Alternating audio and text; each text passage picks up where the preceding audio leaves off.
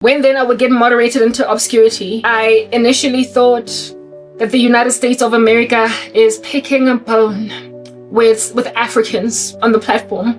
I literally, in the beginning, thought that it was the US picking a bone with African content creators. I was of the imagination that America did not want African content creators to thrive because they were pushing their own agenda. If you listen to my old content, as you have, I guess, clicked on it based on my last video, in the end screen, you will find content that I have posted in those channels. The first one, the first batch, largely the first batch, because by the time I entered into the second batch, this is like the year's worth of content that I've posted in my last ministries from these ones.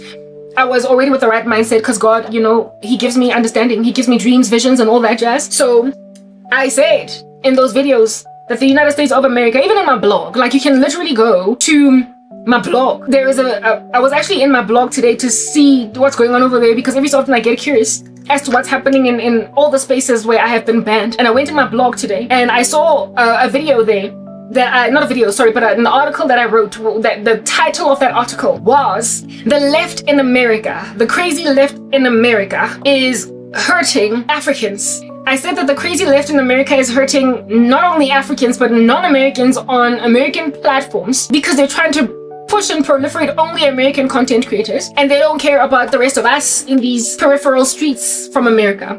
They don't care about them Asians, they don't care about Africans, they don't care about Europeans. Everybody else can basically just go die and dive and be dumped in favor of the US. And I was lamenting because we don't have our own social media platforms where we can do a thing. So why, America, are you locking us out? And I blamed the left in the US and said that they're gnarly monsters. Okay, I have ever since then been graduated from that thought process, because God kept on showing me time and time again that, honey, this ain't got jack to do with the US. It ain't got jack to do with America's decision. One time the Lord was hinting to me so badly to let me know that stop accusing YouTube of doing this to you by showing me. So usually when I see things in bright, white, sparkling white in my dreams, it is evidence of the glory of God over that thing, shrouding it, right? The YouTube logo is red. The YouTube logo is red. You know that YouTube's red, right? The YouTube logo is red. But I once got a dream after doing a whole bunch of shorts lamenting against America wreaking havoc on African content creators. I got a dream where I saw the YouTube logo that play button being bright white instead of red. It was white in color. And that was the Lord showing me that listen, honey, your problem here is not YouTube as a company. It's deeper. It's a South African issue. It is those that have been delegated. Like, you know how I spoke about IT delegating to administrators, the ability to be able to award project managers access to their projects on the dashboard? Yeah, YouTube would be like IT, just giving a business unit permissions, a business unit's worth of administrators permissions to administrate on those dashboards, to give project managers permissions, and then say, fly like a bird, do you? Trusting that you're gonna honor corporate governance, corporate policies, corporate rules, and then individual administrators then decide to go rogue in spite of IT and in spite of the company's decisions, in spite of corporate's decisions. Yeah, I got a dream not only of the YouTube play button being bright white, divorcing itself from the original Waking Space CI, right? But I also got a dream of the shorts, you know, the YouTube shorts, that logo, yeah, the YouTube shorts, that's like two, I don't know, sausages, whatever you want to, two sausages like on top of each other. You know how that shorts logo looks like that, with two little sausages, whatever you want to call it, they look like sausages, okay? Those two little sausages, or spring rolls, okay, maybe like spring rolls, they were like two spring rolls on top of each other that were red. That shorts logo, yeah, YouTube also was white, even though in waking life it's red. And the Lord was showing me with that listen, the reason why your shorts were growing once upon a time and then they just kind of stopped one day has nothing at all under heaven, listen, absolutely zero, hollow, note, and ash to do with YouTube as an overarching American company.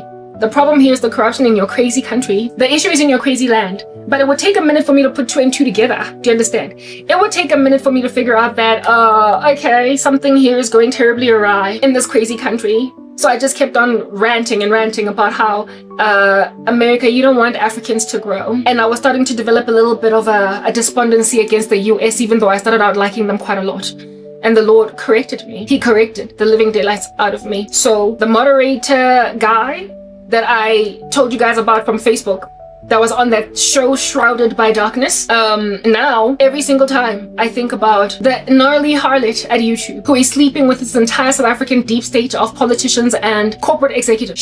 This lady, listen, there's a gentleman that left Facebook because he got PTSD from all the stuff that he had to keep moderating. You can't stay in that job for too long. I would imagine within the moderating space, there is a very high staff turnover. Why? Why would there be a high staff turnover within the moderating space? Because being a moderator as a job is like being a soldier. You can't stay on the battlefield indefinitely and still be normal. Even with the IDF in Israel, the soldiers rotate, the reserves, they rotate. Thank God, I can't really say that the war's over because there is a presence in Gaza right now, but thank God for the release of the hostages. It was so tear-jerking. But the soldiers that are presently on the ground right now are not the same ones that started at the very beginning just with the ground invasion shortly after October 7th. Because you can't keep soldiers on the ground with their boots over there for too long because of just the sheer trauma that even though they're doing their country a service and a good thing,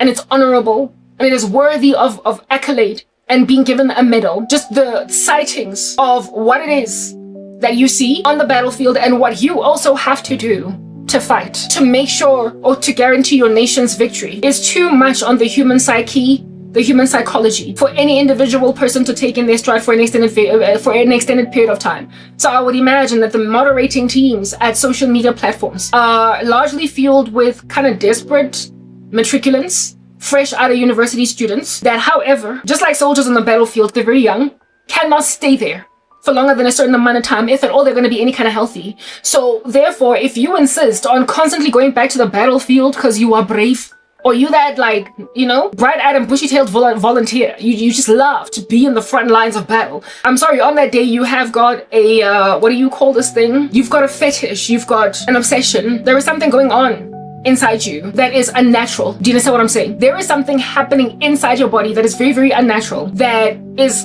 being fed by the stimuli that is very, very disastrous. There is a monster inside you that is being satiated by very disastrous stimuli. It is being enabled along by that stimuli to grow and to fester, but it's unhealthy because, listen, the human being is not made for traumatic blows on a loop without recovering to just endure in that state, because then it starts to become psychotic or it starts to become like just dead. It either dies or it becomes with a deep psychosis. So a soldier cannot just keep fighting at war without going home, without reprieve. They have to be rotated out. And once they go back home to sit down, they cannot be called back to duty again, at least not for months or even years. Because listen, PTSD, it's too much. It's too much. And within the moderating space, not only do they see crazy things like porn, like murder, like online suicides, like people doing just the weirdest stuff, right? They don't only moderate foul language, which one can take in their stride, especially if they don't have the Holy Spirit. They don't only moderate things like medical misinformation. You spoke smack about COVID-19 and so that's why you're gone. They also moderate online suicides. So they can't just keep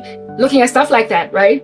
So it gets to them emotionally and psychologically. They gotta leave. At some point, a job for a year, 6 months, 2 years, 3 tops. But you don't just stay there for like a decade. I mean, you're not gonna get fired from your job if you're a moderator for 10 years. Like, listen, you're not gonna get fired. If you don't, if you insist on staying there and being moderator of the year 12 years in a row, nobody's gonna fire you. But if you are moderator of the year 12 years in a row, honey, there is something wrong with you. If you don't leave, and if you get offered opportunities outside to grow, to get another career, to get whatever, and you don't leave, there is something very, very gnarly. They moderate these things, but also over and above moderating really ghoulish stimuli like a suicide online, they sometimes have to moderate things that go against their consciences. Remember, these are young children, right? I'm sorry to have to call them children. I'm 41. I know I don't look it, but when you get older, when people are in their 20s, it's like they're children. We call them kids, so I apologize if you feel offense. These youngsters, these young adults that are working in these organizations, these social media platforms, these youngins that are working for these social media platforms are fresh out of high school, a lot of them, right? They've got matric. And I know there was a time when I was forced to drop out of university because my mother was not paying my school fees. After second year, I was 19 years old and out on a crazy limb, and I was desperate for work, anything. I had no experience, and so for those reasons, nobody was even trying to talk to me. I would call everywhere and they would out here hang up on me, practically. Okay, so they didn't hang up, but you get my point. It's like hanging up when they tell you, sorry, you don't have experience. And so I ended up basically going to get interviewed at crazy places that I just did not want to work at, because listen, I need to start getting some kind of experience. So I ended up in Randburg once upon a time at this one call center that was for cold calling, and we were trained to call to Europe somewhere to sell T-Mobile cell phones, and oh, I hated it. People were rude and would hang up on you. They were about, where did you get my number? And it was just horrible, and I left after like 3 days. I couldn't deal, I couldn't handle it. But I was desperate for a job, yo, like anything. Thought I could take it in my stride, but I couldn't. I settled because the job was willing to pay both a basic and a commission. So I knew that I was gonna get a salary at the end of the month, even if I didn't sell a single thing. But at some point they were going to fire me if I didn't sell a single thing. But I just could not handle the vitriol. I couldn't deal with the insults, the people hanging up on me, being annoyed, irritated, and some of them using expletives all up in my grill. I hated all that rejection. So because I resented the rejection, I quit after 3 days, and I was okay if I didn't get a salary, because I was like, listen, I want any job, but not this one. Like, let me work at a call center where I'm administrating policies. Let me work at a call center where I am a data capture, anything. Like, just don't make me cold call. Like, I don't want to cold call. I was desperate for a job. Lo and behold, one time I called based on workplace, a newspaper that had a work section. Yes, it was called The Workplace, where it is that there were advertisements for jobs, vocations, and I would only go to where it is that they were looking for people with just matric, right? Because I was yet to graduate. After all, I had to drop out, and I would see in The Workplace these advertisements that said 18 plus only, looking for women who are 18 years and older to do massages. And I read that advertisement and immediately knew that something is wrong here. Why would they be offering people 15,000 rands for a massage with no experience? And one of their biggest brands over there, one of their biggest fonts worth of information on this advertisement was no experience required. No experience required. And I would see this and I was like, 18 years and older. Okay, so I'm 19 and no experience required. Okay, I have no experience, but like, who's gonna offer somebody with no experience under heaven 15,000 rands off the cuff? Listen, this is 2000 and I matriculated in 2002, 3, 4. This is 2005, at the beginning of the 2005 year, because I was at Wits for 2003 and 4. I get so beginning of 2005, I was now unemployed, looking for a job hotly, and I would go in The Workplace every Wednesday, buy it, and call centers, all mutual, everywhere. We're looking for call center agents. You don't have experience. Hang up the phone. Largely, pretty much, it was like hanging up the phone. Even though they didn't hang up the phone, of course, that would be rude. You know, they would just tell me, sorry, we can't take, we have no experience. Yeah. And at that time, I'm busy calling at the public phones, you know, the ones in the containers, in the gasi. Back in the day, there was like these public phones at the containers. You pay a person, you go and you pay somebody, and they give you like 5 minutes or however much time on the phone. And then you like hang, hold on. And if your money finishes, and the phone just, it was horrible. So this number, I was like, okay, they better I take my call like real fast, because I had called and being hung up on. Not so much hung up, you get my point, but just disappointed. And I was high and dry and depressed without a job, and I wanted work.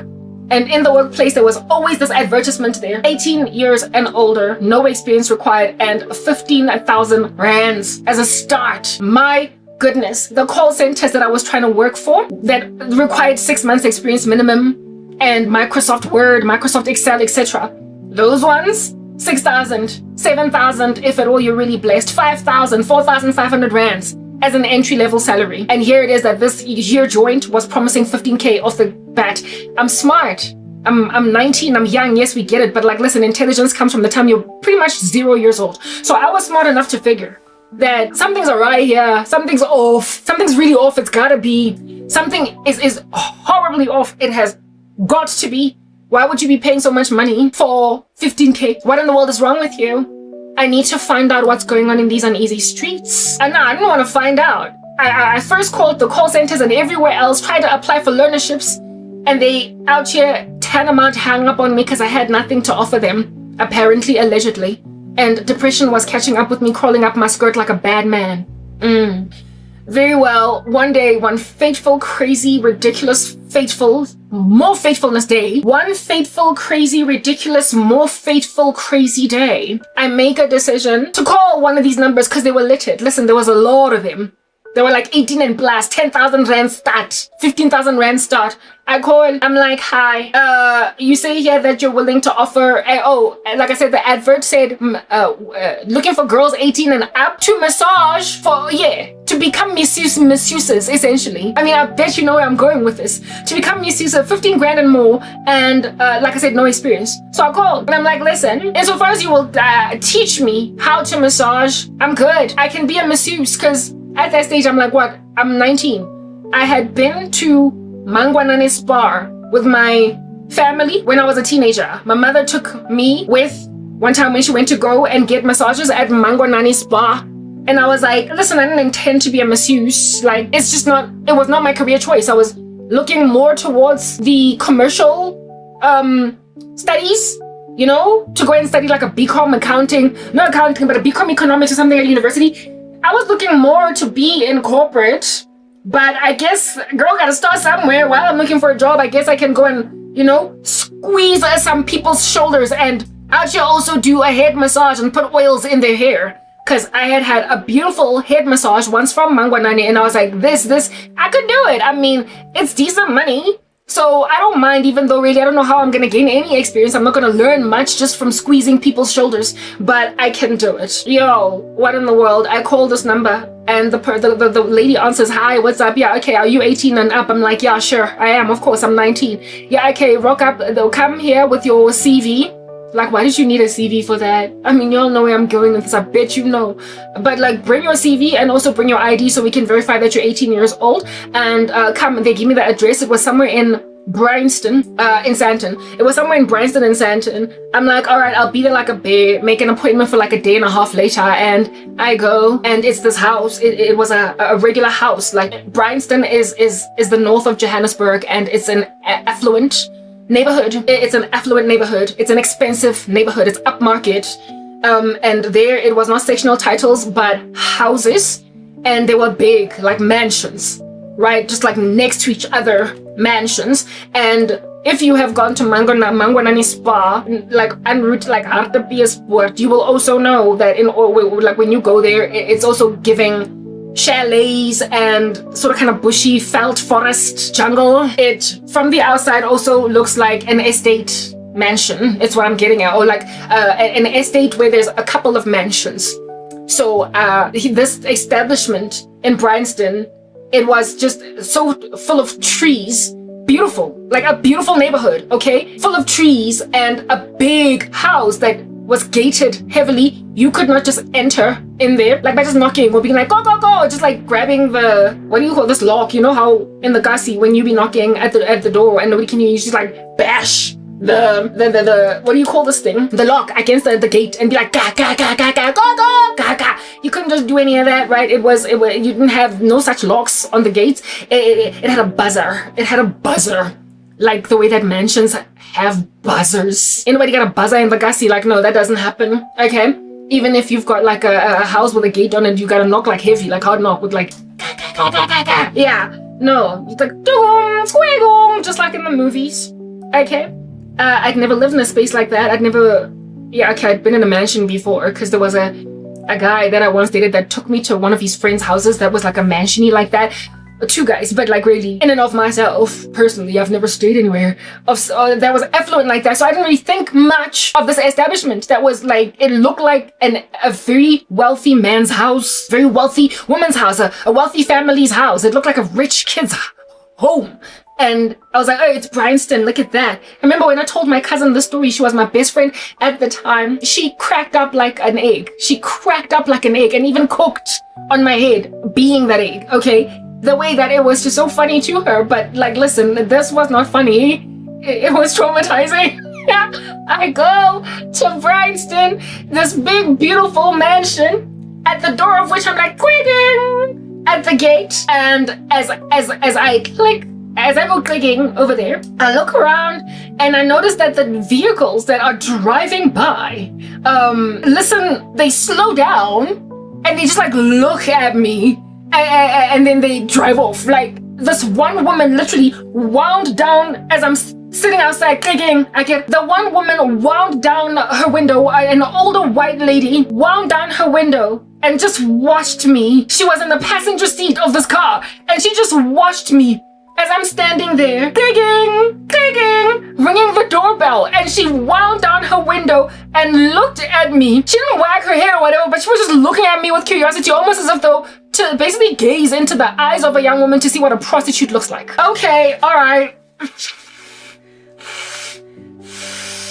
I'm sorry. I need to blow my nose. I need to listen, guys, for my content, I use application makeup, but that's something that everybody just kind of knows from my old ministry. So I just say that I'm just gonna carry on from where I left off. So when I'm blowing my nose, you're probably gonna be wondering, what in the world? Your lipstick just moved over there. It's fake makeup. It's an app. All right. That's just gonna be a thing. So now you've learned a new nuance about me. Anyway, so I'm here at this like spot.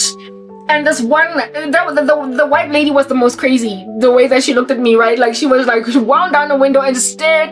And then the car moved, but everybody else, a whole bunch of cars, not all of them, of course, but like a whole bunch of cars that were driving past, watching me, knock, listen, ring the doorbell. They slowed their cars down and they looked with curiosity and they just like moved on. I was like, okay. I must be either really beautiful or there must be something on me that I don't see. Like maybe I'm on my period and I can't see that there's like a blotch of blood at the back of my pants or whatever, or there's like tissue in between, like underneath my skirt that I don't see is there. Cause I when I was doing the number 1 or the number 2, I didn't quite notice that I just walked out with tissue just kind of dangling down. Proper, like they were looking at me like there's something to look at, like something to look at. The way that you would stare at a person that has like a booger, or you would be nervous to look at them because they've got like big snot like that, like right there. They were looking at me like that and I didn't know what in the world was going on. Nobody ever wagged their head on some, I wonder, but it's like they just had like an awe, a curiosity, like I was a zoo animal. Like they slowed down, and I'd never had anybody slow down like that just to see what's going on with me. When I was anywhere in life except for this place, and I knocked, ding. Eventually, somebody answers, the same lady from the phone, I would imagine, receptionist. Hello. I'm like, hi, it's Karabo. I'm here for the 1:30 appointment. She's like, okay. And then, the door, the gate opens for me ever so slightly, like just like, and then I go in and then it closes again. I go in and I walk towards the reception, and this house looks like pretty much like, when you've got offices that used to be a house, like a house that has been made into an office like building. How you basically walk towards what would be the tantamount of the patio, and like there's a sliding door, and what would have been a lounge or a living area is a reception. Yeah, a type establishment thing. Very green, very beautiful. It looked like an office. It like very green, very beautiful. Inside it was green, like, homes in the north of Joburg that are big, mansiony. They've got pine trees and everything. Like they've got foliage from here to Timbuktu. They've got flora from here to 20,000 years. It's glorious, glorious, glorious landscaping. Glorious, glorious, beautiful, what do you call this? Like shrubbery, greenery, plants, roses, just... Yeah, nothing of this thing. Listen, it was giving Mangwanani. Mangwanani spa where you get your massages? Yeah. It was giving all that kind of green, like not far in the distance there was like a crystal blue, gorgeous swimming pool. It just looked like a house that had been made an office, but it was a spa, so it had all the things that people at a spa would need, like a swimming pool. And there were like these laying chairs at the swimming pool that people could chill on with their towels and everything, hanging out, those lazy boys, you know them. Yeah, I walked in and I was out here feeling like, okay, listen, it looks like a little bit of a Mangwanani, like, but one that is more inland in the burbia more than it is sort of kind of off grid, like the one that is like Mangwanani is more out there in the countryside, right? In the bushveld type thing. Yeah, but this one was in suburbia. So I was like, yeah, it looks Mangwananesque. Like proper. Hey man, I would be lying if I said that I did not suspect that something awry would go down ultimately, but I was with great naivety because I wanted a job. I was young, I was out on a limb, I was down, I was out like a light. Like listen, I needed a job. And so I really hoped that this here environment was a place where I was going to seasonally for maybe like 6 months to a year while I'm looking for another job. I was going to be a masseuse, just like the Mangwanani ladies. Yeah, but yo, I could tell. Like, I knew. So I knew that I was gonna find stuff out. But I mean, what's it gonna kill me? Let me learn. It's in broad daylight, and this looks like a legitimate establishment. And you know what? I am so grateful. God has been with me, listen guys, all throughout my life. I am so grateful that it was not a sex trafficking ring, a human trafficking ring. But in this country, prostitution is legal. At Rosebank, they walk up and down, no police are arresting them or whatever. But that's the thing, maybe that's why South Africa is falling apart. Like when you make abortion and prostitution and gay marriage and whatnot legal, then I mean, duh, okay? Like, duh. Yeah. Ultimately, somewhere along the way down the line, your country's gonna just die off. At that stage, it was like 2005. It's 2025. Listen, 20 years later. Listen, whatever, okay? Whatever. So, because prostitution is legal, selling your body is legal in this country. What was I saying? I forgot. Like I lost my train of thought, but like whatever. All that establishment.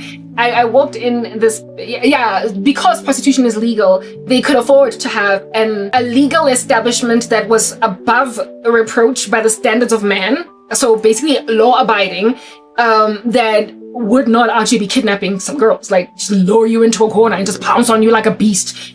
I'm grateful that, because if that kind of stuff was illegal in the country, that could have been the kind of place where I would have gotten snatched like some Jeffrey Epstein. Anyway, whatever. So I find myself at that establishment. Okay, I go in and it looks like a regular office building. It looks like a regular office, a house that has been turned into an office estate.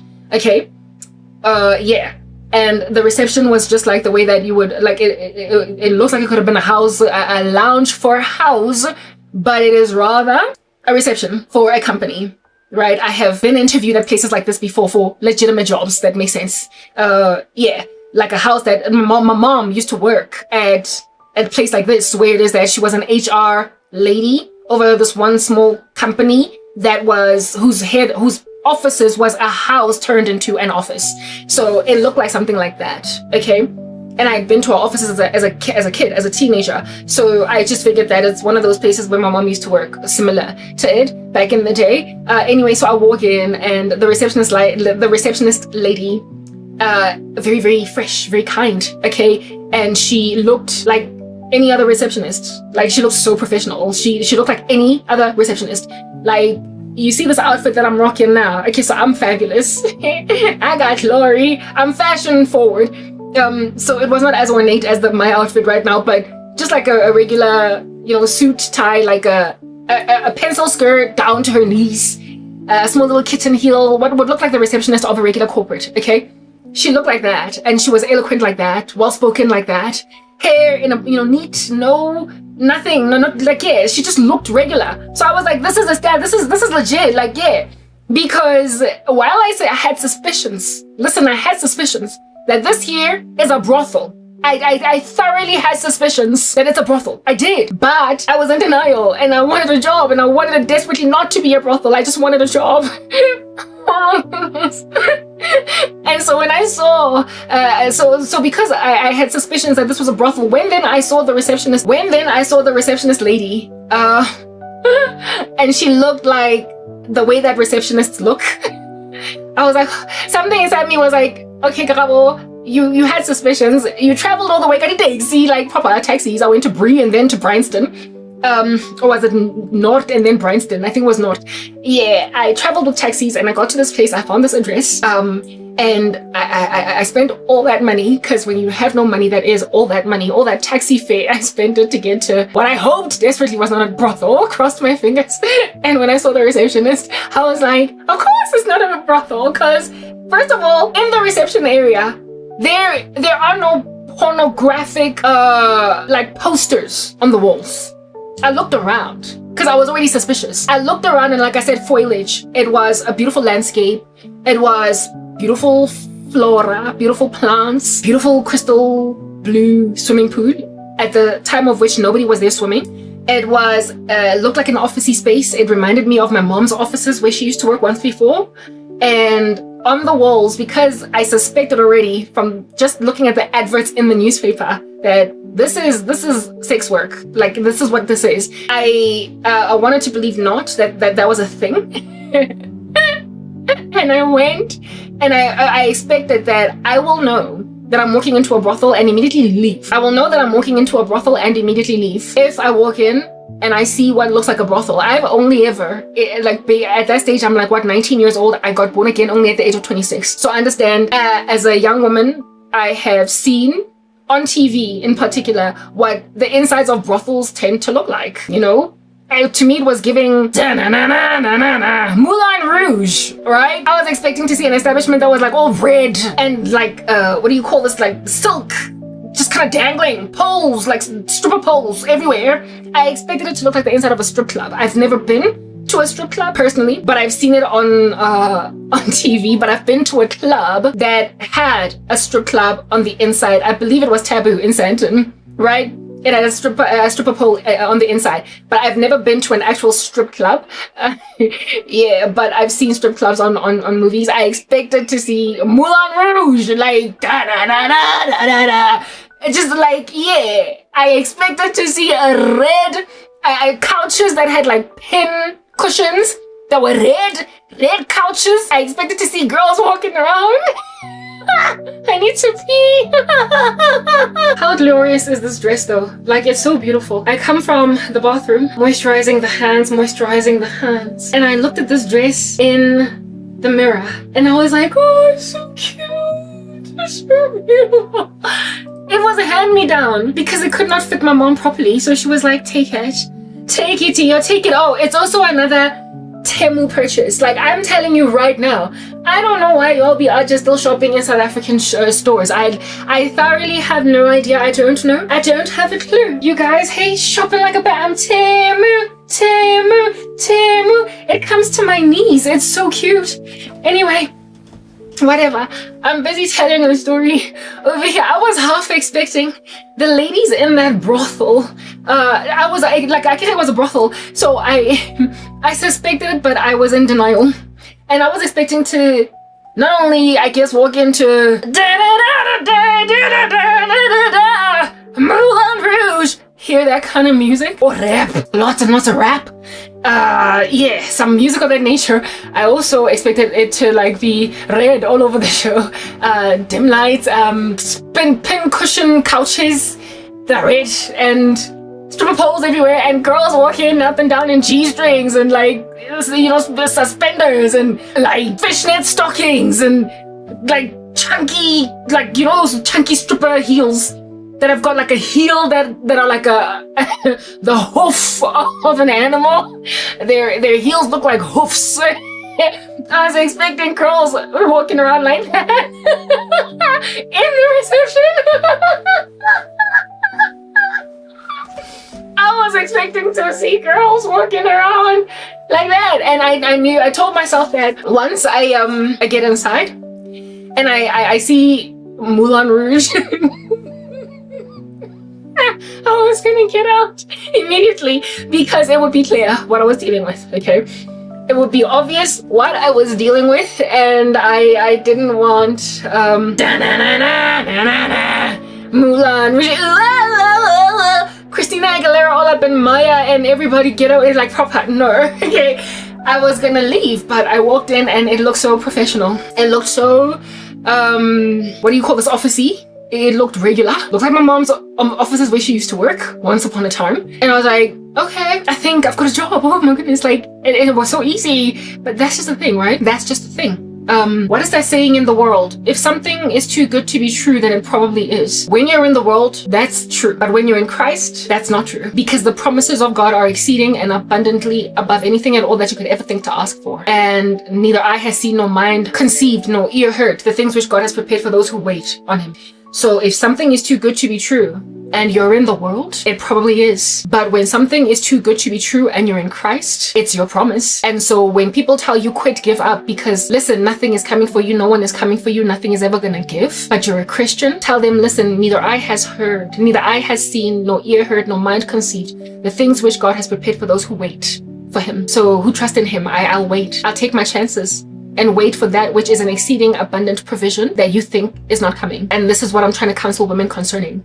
when it comes to waiting on the Lord for spouses. Listen, it's 2025. Gushubile. It's hectic out there. You don't know what you're getting into.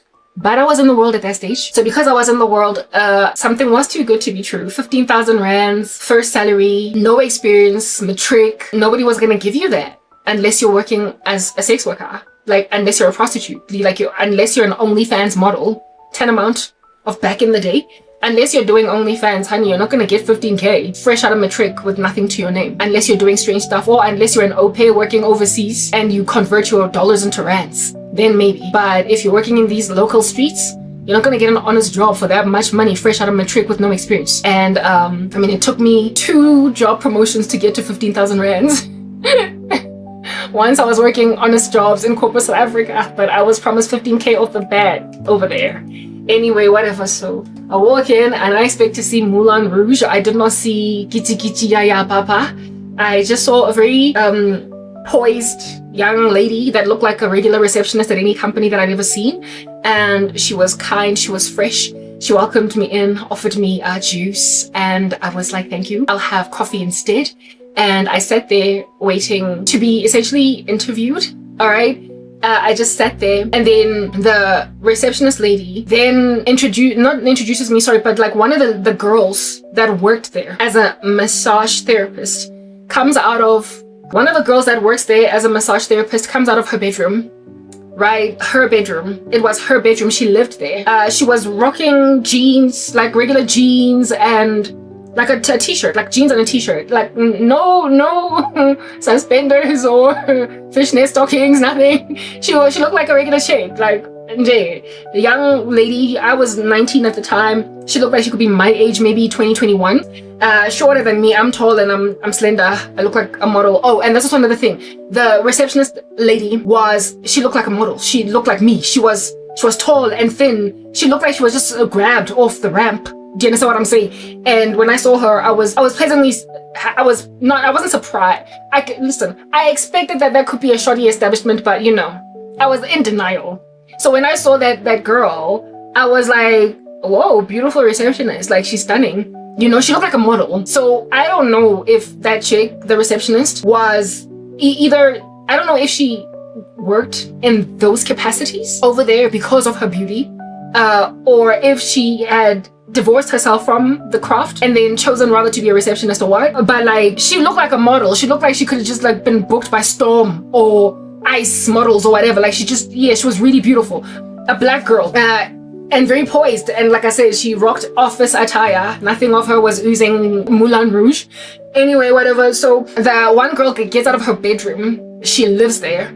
And it was not weird for me that she lives there, but it was also weird because for me, it's like, if you're working here as a masseuse, why not go home to where you live? Like, right? Why not go home to where you stay? Like, at the end of the working day. Why not go home to where you stay at the end of every working day? I would imagine that the masseuses at Mangwanani Spa probably go home to where they stay every single day. But that's just the thing about working in certain industries, like within the sex industry. Their girls tend to come from crazy backgrounds and their pimps house them where it is that they do their jobs. They don't go home every day and come back. Whether or not they're trafficked, they tend to live there because they tend to have had nowhere else to live safely before. And I did find it awkward that this girl lived here, right? She lived there. She did not have to go home every day. She probably could have if she wanted to, but that probably came as a package deal. That probably came as a package deal for her to work this kind of job. They probably said, we'll also give you accommodation. So maybe Nazomu Kukumo, she was on the street. I don't know. Okay. But she comes out, she's shorter than me, regular black girl. Okay. And, when she got out of her bedroom, the receptionist lady was like, oh, let's say her name was Lerato. Oh, Lerato, just take Karaba over there. She's here for an interview. Just, keep her busy and just let her know what the job entails. Like, talk with her or just keep her busy. Like, just basically until such time that the boss guy comes to interview Karabo, just show her around, right? She comes out of her bedroom doing whatever, looking casual. And then the receptionist lady is like, take her and acquaint her. And when I go into where it is that she was chilling, she was in her, I realized that it was her bedroom. And it looked like a regular bedroom, y'all, like the bedroom of any young woman, right? That was our age, like 19. Teddy bear on the bed, and like a poster of like her favorite rapper, poster of like Tony Braxton or Destiny's Child, you know, like stuff that you would find in an upcoming college student, university age student's dorm room, like random things, whatever it is that you would put there. Yeah. And the kind of music that's playing is like rap, like or Bills, Bills, Bills. At first we started out real cool. Okay, maybe it was way be after the days of Bills, Bills, Bills, but you get my point. Like a poster of Aaliyah, a poster of Tupac. Nothing that would ever hint to me that this chick is in sex work. She did not have posters of random sex toys. She didn't have sex toys around. Nothing that would ever give off. Like Counter did not have just like a box of condoms. Like nothing that could ever give off that this is this kind of establishment. It looked like a regular young woman's university age dorm room, but instead of dorm room, it looked like a bedroom at her home where she stays with her parents, right? And this was a bedroom, I guess this is a house, a mansion. It looked like one of the bedrooms of like a child that would have lived there, right? Yo, guys, I go in here, and while this girl's bedroom her bedroom had what do you call this thing? Her bedroom had it was just a regular bedroom, decorated just like a bedroom, right? But there was also, I can't call it a stretcher, but a massage bed. You know, like a massage bed?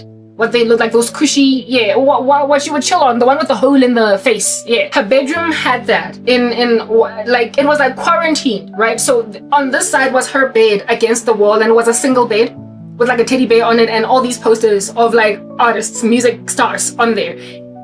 Music playing that was like rap music in the background or whatever. And then there was like what looked like a massage bed with the hole in the center, in the face, right?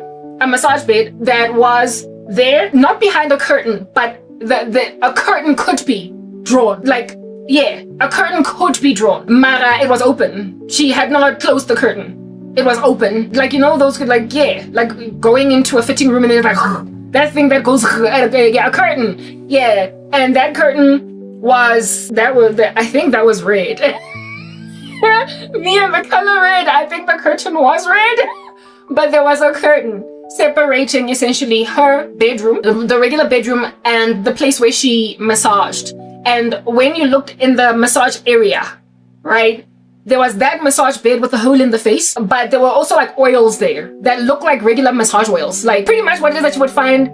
And towels, like just, yeah, what you would find if you walked into a Mangonani spa, like massage place, you would find those things too. You would find massage oils, you would find towels, you would find the massage bed thing that has the hole in the face. Yeah, you would find all that stuff. Like there was nothing that was giving any kind of weird sexual suggestion, but at the same time, there was a cabinet, like not a cabinet, but like a drawer set, like place where you would put things. I would imagine that all the other kinky weird stuff that like men with fetishes had, they probably were put in there, and she had tucked them away. Likely as a means, as protocol, probably because maybe she was told by her bosses that you don't know what the boss wants or what the client wants, what he fetishizes. So essentially you have to ask him, or it has to be on his sheet before he comes to see you. And you then only take it out and present it and basically just kind of put it there for him when he walks in, for you to do whatever you want to do, all up in that gangster joint, right? But when you're not working, make sure that these things are locked away. So there were drawers and everything, but those drawers for me was like nothing, because there are plenty of drawers. Go Mangwanani little spa rooms too, full of massage oils and little soaps and things that you leave with, no little incense that they burn. Yeah, stuff that you would find at a regular spa that's not licentious. Yo, guys. I know, shame. So this young lady chica brings me into her bedroom, and we sat on her bed. Like there was no study desk or nothing. It was just a bed, like, yeah. Cause yeah, we sat on her bed and we were chatting like two girls, right? I wasn't uncomfortable at all, cause it was just a chick. Like it was a chick. I wasn't there with a guy, nothing weird.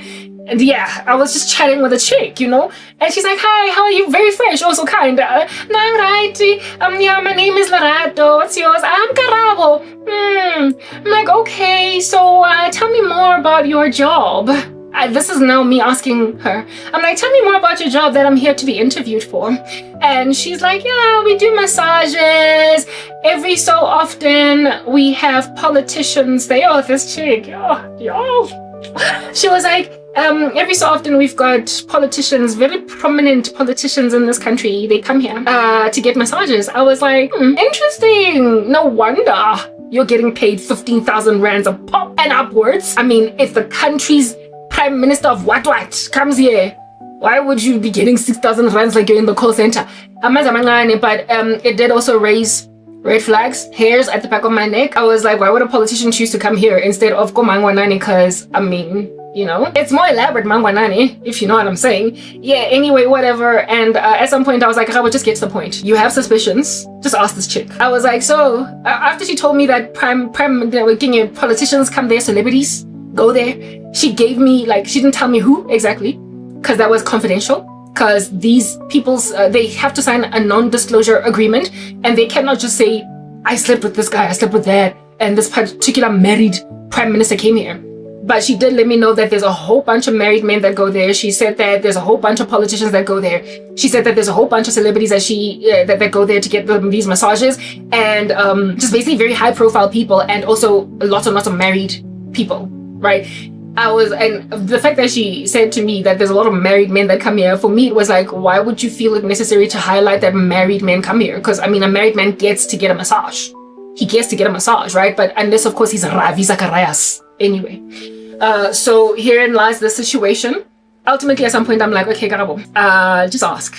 Just ask, girl, because you know that you're not going to become a prostitute. You know that you're not going to, like, no, you're not doing that. Like, it's not even an option. I wasn't even deeply considering it. Nothing in me was slightly tempted. Not even. I was not even there. I don't know what it's like. Okay, I do not know what it's like to be taken to that extreme of desperation as a woman. I don't know. I don't know what could cause a woman to even contemplate prostitution. I don't know. I know that there are women that have a hard life, but I also know that amidst ladies that have a really trashy life, they would first and foremost rather opt for, if they're young and beautiful, which that girl was, they would first and foremost rather opt for a put madlisa, like a sugar daddy, rather than full-on prostitution. I have never been amidst women that were desperate enough, because I was a middle-income child that grew up in like snobbish, gentrified black society, you know, the kids that went to Model C schools and whatnot. We didn't go to schools in the Gassies, and neither endured a little bit of a hizo papa action issue, which is why my cousin and I used to run like forest and for dear life. From Amakinsa, we didn't attend the bash, like parties that was just really full of violence, the beatings of girls and whatnot. Like, it was always just like these gentrified Rockville and Deep Blue parties that, even though they were in the Gassi, they were snobbish. And of course the clubs, Fredman Drive, Taboo, News Cafe, that's the lane that my peers and I were on the come up. So I don't know the side of ghetto, the side of Gassi, the side of streets that manufacture girls that deeply consider prostitution. I don't know it. I don't know the side of life of girls that date gangsters. Although when I was working at Telesure Group Services as a call center agent, finally I got on the call center, look at that, right? As a call center agent, a claims consultant, I had a friend in the call center that was just ghetto. She was hood, but she really loved me, and so I gave her a chance. She liked me, and one time I went to a party with her in the ghetto. I was so uncomfortable. I was standing there like it was summer, hot. You know how summer nights are so hot, but I looked like I was freezing. I was just like in the corner because it was so ghetto, and I was sutured to her like a stitch on a garment. She had a car and I didn't have one at the time, and she picked me up at home and drove me all the way to the Wedo, okay, to Soweto. She picked me up at home in Florida where I stayed. I was like, my friend, hello. And I'm all excited, my girl picked me up. I have a friend who has a car. When you're that young, everybody out there be too serious, okay? Everybody will call, but so when you have a friend that has a car, you feel really blessed because y'all ain't gonna have to be maxi taxi paying no drivers at the club, and you're also not gonna be forced to stay at the nightclub and kankane at BC because you're gonna take taxis home. Yeah, back in the day, you used to hash out clubbing like that, where you don't have cars, but you gotta be at that party. And so you will be there until the sun rises. And then in the morning, as soon as taxis are available as early as 6:30 in the morning. You be out there drunk like a skunk in a taxi going home because you wanted to be in the club. God forbid should you get so sick and vomity that you want to go home, you want to sleep, because you will literally sleep on those couches in the club until people are like, the sun is rising. There was desperation to party back in the day. And as girls, if we didn't have boyfriends that had cars, we would go arrive at the party at the club early. Like 8:30, that's pretty early for a club. And we just kind of hover around that general area. Go to the mall, loiter at the mall, window shop like a pigeon, and then walk to the nightclub at around 11, pay cover charge, go in there and stay and stay there the whole night. And if you get tired and you want to go home, you can't pay for a maxi taxi. It was before the days of Uber. Uber is really cheap, right? And if you club together, you can all like leave just kind of band with an Uber and go home and sleep at one girl's house or whatever. No, back then maxi taxi they did per meter. You will pay if you live in Soweto. If you live in Florida, far from Sandton, you will literally it'll come up a bill like 800 rands. Like, who has that when you don't have any money? It is precisely because you have no money that this has to be your party strategy. So every so often we used to just kind of hang out in the club, tired and then full of vomit, sick from babalas, and in the morning very early get on a taxi, and that's how you get home. Later on, it became a little bit more convenient because one guy had a car out of a crew of guys, and so we would pack it up like sardines. People sitting on top of each other, squeezed up cheek on the window, and we're all going to the club. If the police were to catch us, it's an overload.